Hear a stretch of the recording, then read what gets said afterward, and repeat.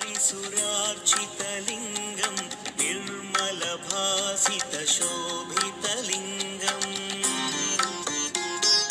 जन्मजदुःखविनाशकलिङ्गं तत्प्रणमामि सदा शिवलिङ्गम्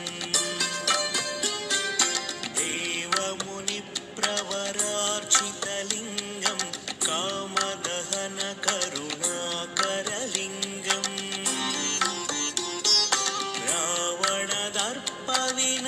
रावणदर्पविनाशनलिङ्गं तत्प्रणमामि सदा शिवलिङ्गम्